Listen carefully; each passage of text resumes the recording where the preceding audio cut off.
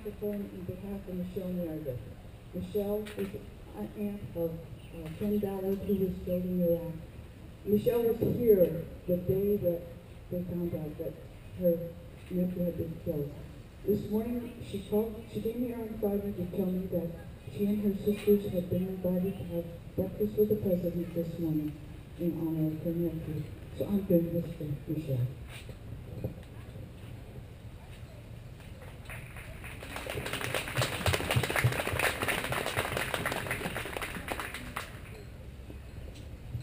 So this flower is for my grandfather, who was a Marine, and also my niece and nephew, who are currently in Afghanistan.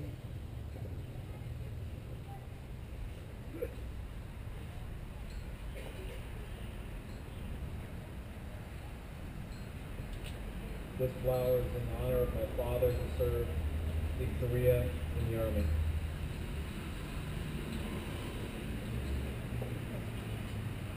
Thank you very much, and I offer to the rest of the community as the ceremony goes on shortly thereafter, if you'd like to place a flower on. I started with my son, and at this point I'll end with my father, who served in Vietnam in the Marine Corps. And really, it's a family that brings all of us together. And I want to thank you for sharing your memories of your loved ones with us. I got a special request today, and I want to invite up to the podium Mr. Dave Baird, a merchant marine, and he'd like to read an article to you.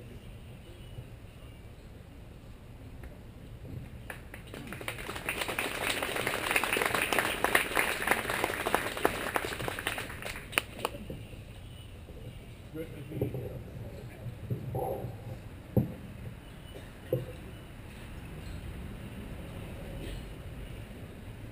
To put it mildly, I go back a long way. I'm 93 plus. What I read from you is I'm proud to be here. I live on the edge of Campbell. My son-in-law, William Noyd, he's a Vietnam veteran. He has a Bronze and a Silver Star for rescuing his fellow comrade while under fire, using a jeep to go and get them and bring them back regardless. I'm sorry he's not here today, but he and I have both bought a brick for here. For myself, I served 19 months in an ammunition factory making ammunition as assistant chief inspector. Finally, they drafted me. Anyway, I'm proud to say the ammunition that we had was used in the Battle of Midway, and we were commended, given recommendations and gratitude for furnishing perfect ammunition.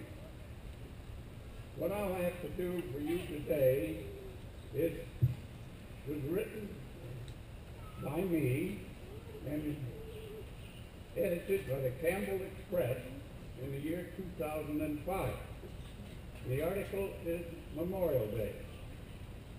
The earliest Memorial Day performance I remember was 1924 at the outdoor concert given by John Philip Sousa and his orchestra in Omaha, Nebraska.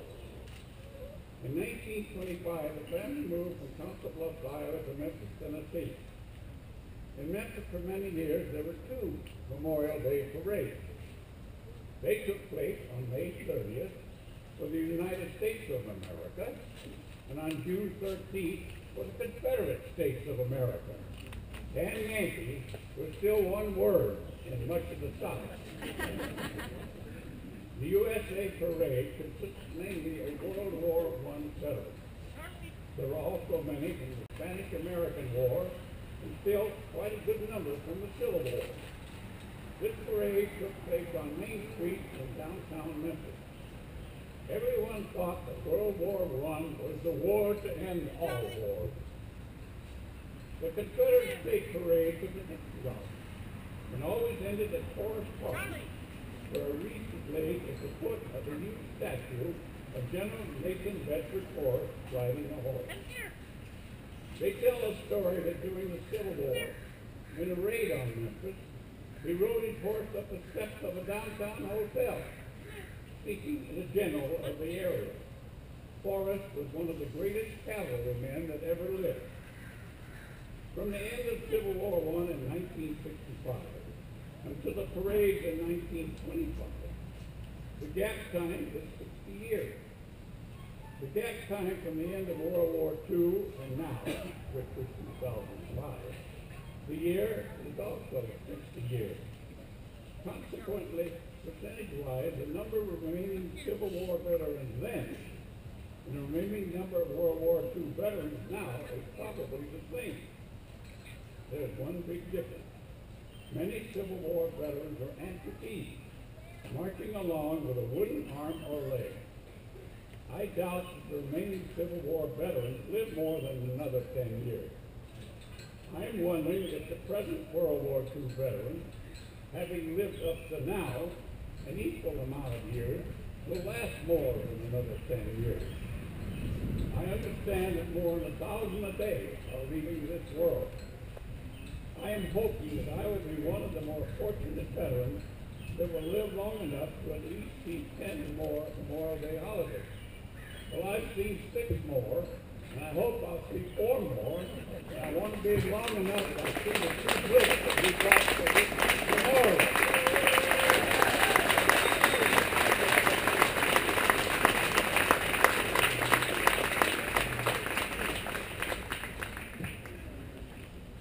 Thank you very much, Dave. That's really a good segue into my next portion. I just want to take a few minutes and really say that you see the wreath that's here. We've had this ceremony for a number of years now. My vision, our vision, is really to place that up here at Campbell Veterans Memorial Foundation that we are building. Would the members of the Campbell Veterans Memorial Foundation stand up or raise their hand if you're standing, just for a second to be recognized. Ladies and gentlemen, these people are working diligently, some of them many hours every week, to drive to completion of the memorial. We started this journey over 4 years ago. It's a journey with a vision from our leadership, from our town, that says we need a place to honor those. We have our 911 memorial, but there is so much more. I can tell you from my heart that having a memorial here in the city of Campbell is a very amazing opportunity and tribute to those that have served and to those families who have given. One of the wonderful stories that we've heard as the flowers were placed is a commitment to serve, a commitment to give the ultimate sacrifice. It doesn't affect one individual. It affects the family. It affects the community. It affects the country. The opportunity to put a memorial here in the city of Campbell is a great way to honor that. And I gotta tell you, it's been a struggle for 4 years in today's economy and everything that's going on to make the headway that we wanted. We're 20% towards our goal, and we need to move forward. To that, I really challenge all of you and to everyone that you know to please reach out and see how can you help this vision come to be. There's a model of it here. You've got some great companies partnering with us, whether it be CDI Construction, poor Bill Gould, I don't remember the name of his company, he should change it, Bill Gould Design, and many others. I really challenge you, help us make this vision, this piece of history, come to fruition. You know, it's been since 2003, the recent conflict that we've been in. Over 7,400 people have been lost. Over 47,000 have been injured. You know, we need to remember and support these families and these soldiers as they come home and as we try to bring this to closure. I'd like to bring up for the benediction, again, Pastor Ramos, to give us some words to close today's service.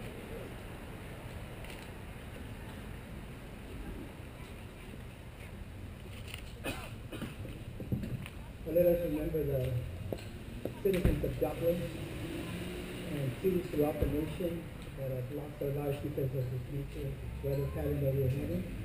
Some which have never seen like people that are in that field and work in that field. And also let us pray for Commander-in-Chief, President Obama. Regardless whether we are in agreement with him in some of the decisions he makes or not, we still have to pray for him. Do you agree? I would also like to say how proud I am of my number one Marine in my life, my wife. You know, this month I'll be celebrating 30 years of marriage with her.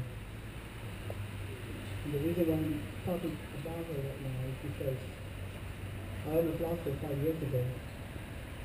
She suffered a massive brain hemorrhage. They told her that she would not make it. With approximately 3.5 inches of her skull open and 3 titanium stones to hold it together. It gives me great pleasure to present to you the woman that God put in my life that has helped me along the way. Valerie, thank you very much.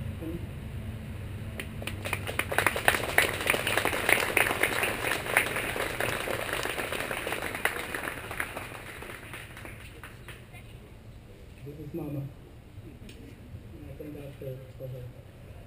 And by the way, this is, I was invited here 6 years ago by my friend Gunnery Sergeant Vega, United States Marine Corps, who I see down in that area over there. And this is the first time that she gets to be here with me. It took 3 years for recovery. She didn't know who she was. She couldn't talk. She couldn't do anything. But with hard work and understanding the vows that we take as married men, she's Penny, would you like to say anything? I'll be very brief, and I'm going to cry, but I thank God for all the men and women that have served this great country. It's an honor to be here. Thank you.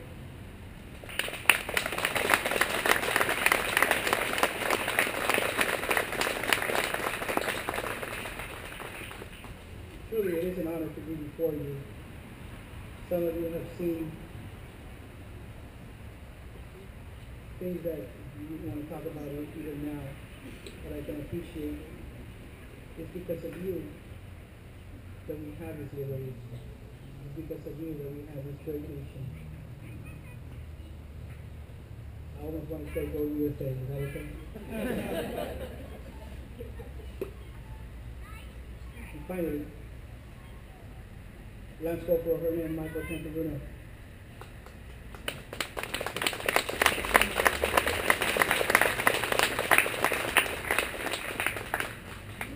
This is my time, but I also want to say, Ken, again, thank you so much for calling on us to come and be a part of this wonderful day of remembrance. But lest you forget, your present and your future will never change. So thank you for coming. I see more people here, and if you invite somebody, next year we'll have twice the amount of people. You agree? Yes. And finally, not forget, Captain.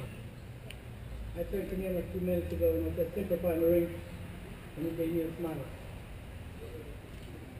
First time I meet you, what an honor to meet you. Would you please rise?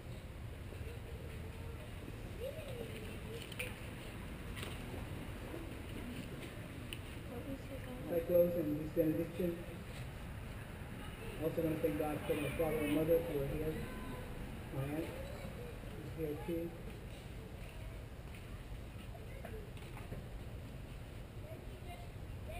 Our Father in heaven, hallowed be thy name. Thy kingdom come, thy will be done on earth. Give us this day our daily bread, and let us forgive those that trespass against us. We thank you this day for the men and women that are served and fallen. We thank you for their families. We thank you for those that are serving now, here and abroad, in all the different nations of this world. We thank you for our great nation, the United States of America. Thank you for blessing her and guiding her